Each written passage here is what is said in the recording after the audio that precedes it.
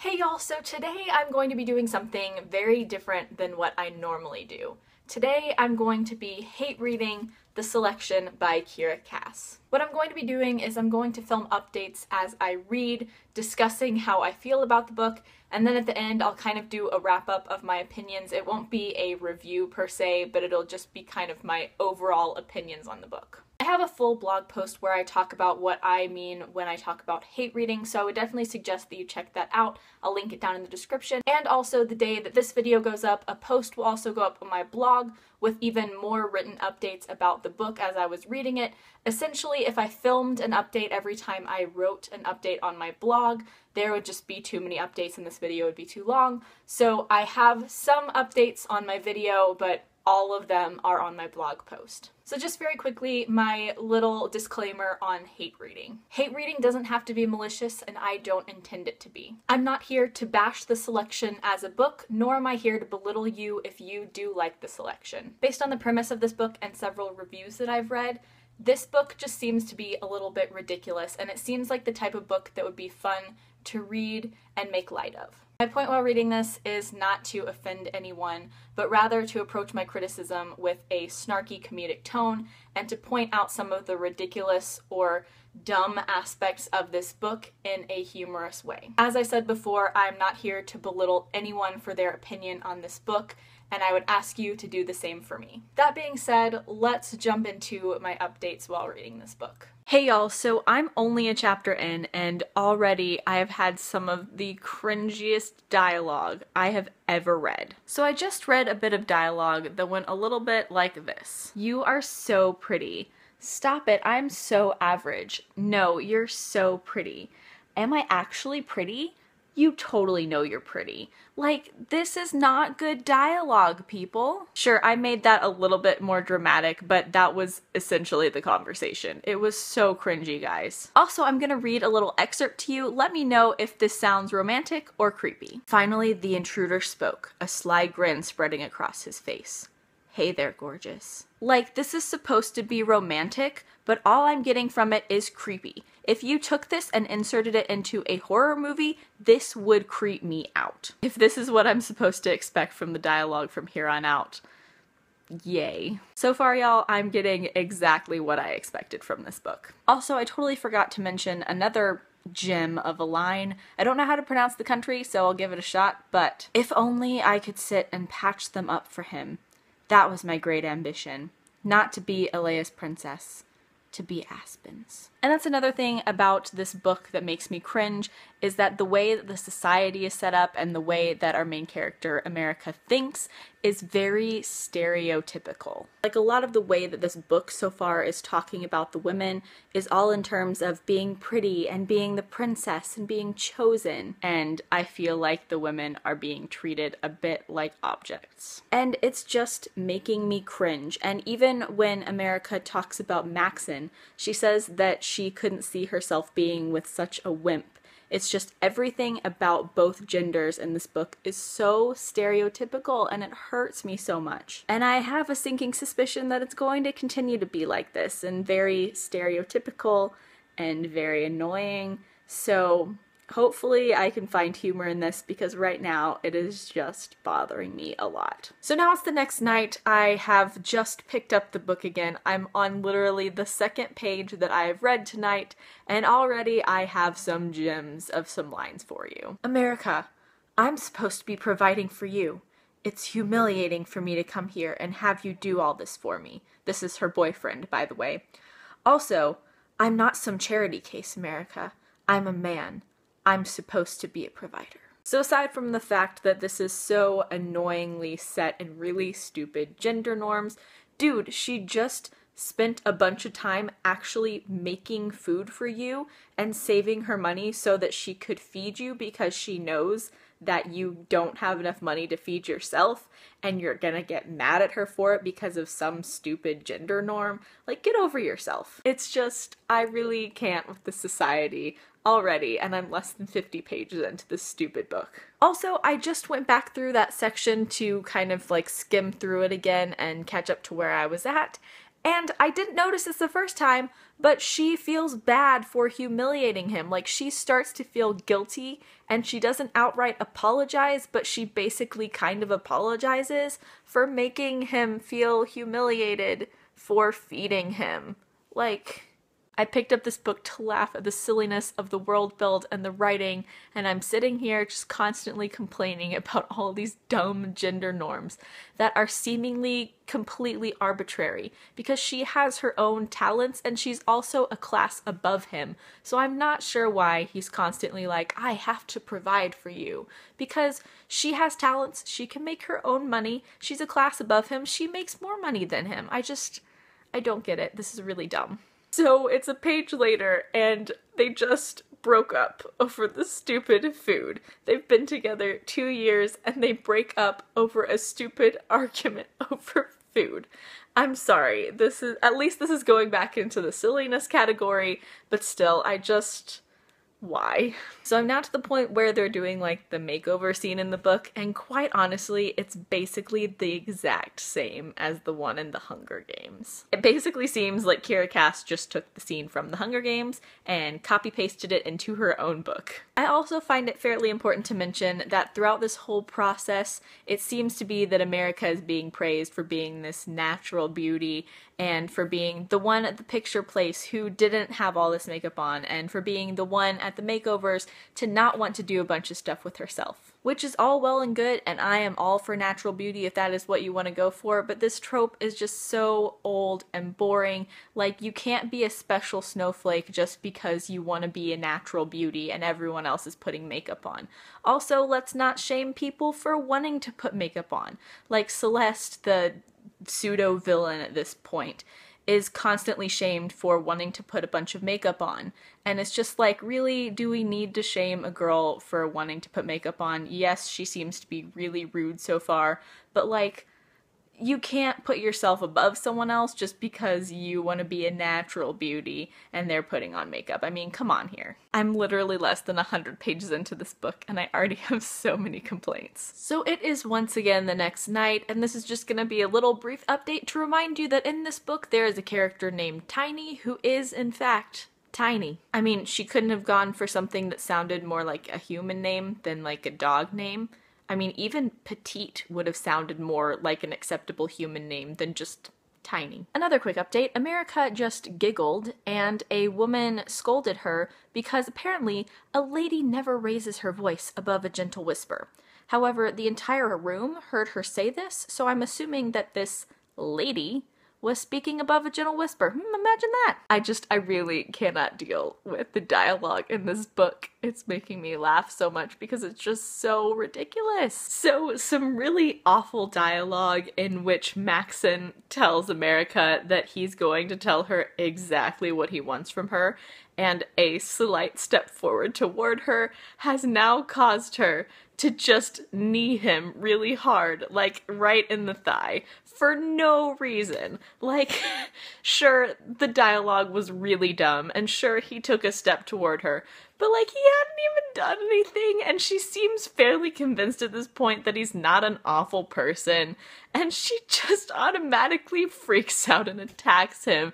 It is the most senseless thing I have read in this book, and clearly I have read a lot of senseless things in this book. Who thought that this scene made any sense other than to cause controversy? Like, it's so dumb. So once again, it's the next night, and I just got through the scene that is about 200 pages into the book that is some pretty flimsy world building. Essentially, all of the selected girls are sitting in a room being quizzed about the history of their country by the woman who's kind of taking care of all of them and running the show. And like I said, this is pretty flimsy world building for many reasons. First of all, these girls are being selected based on how much Maxon likes them, not based on their political knowledge. So the fact that they would be doing any sort of like quiz on politics seems a little far-fetched. I mean, yes, the future queen of the country will need to know their history, but like, that's not part of the selection, or at least it doesn't seem to be.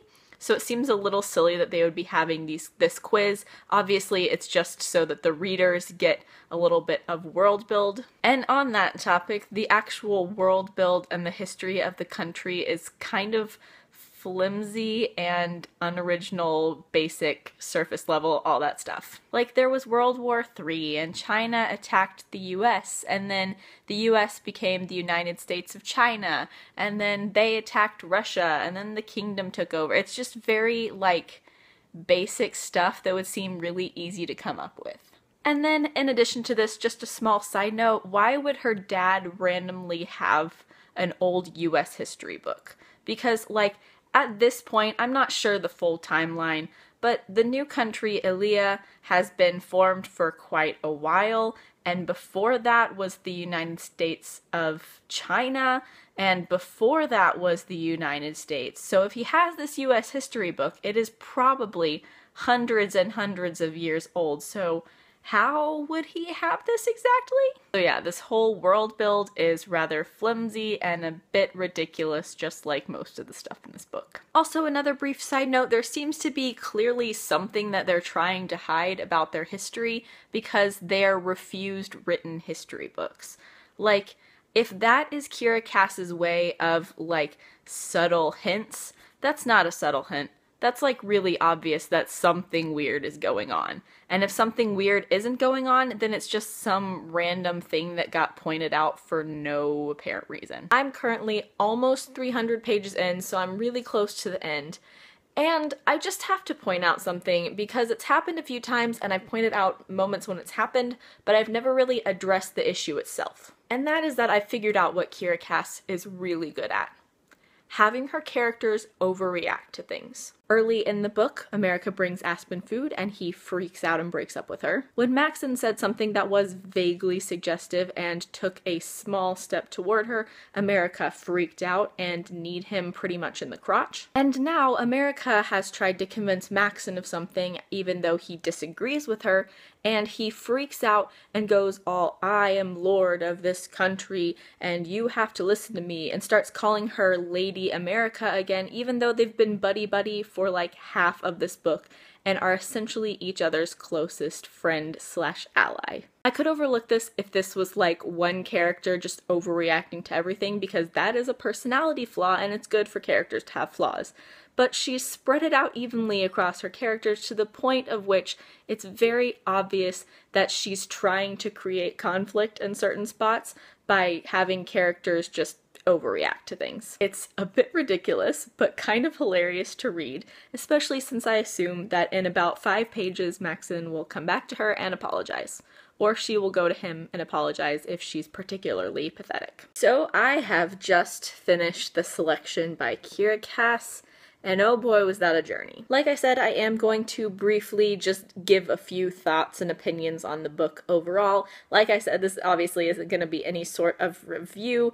A, because I'm sitting in bed holding my camera, and B, because I literally just finished this book like 5 minutes ago, and these are just my initial thoughts about the book. Like, I'm probably not even going to do a review on this book. If I do a review, it's going to be like the full series once I've read it, so keep that in mind. These are just my initial thoughts and opinions on this book. So obviously, if you have watched the video up to this point, you are aware that I don't have a super high opinion of this book. I have countless problems with it when it comes to the dialogue, the writing, the plot, the world build, the innate sexism in the characters and in the society. There are just a laundry list of problems with this book. However, despite all of those problems, it's still somehow an enjoyable book to read. There's not really much substance to it, and the characters aren't particularly likable, but at the same time, it's enjoyable in kind of the same way that The Bachelor is.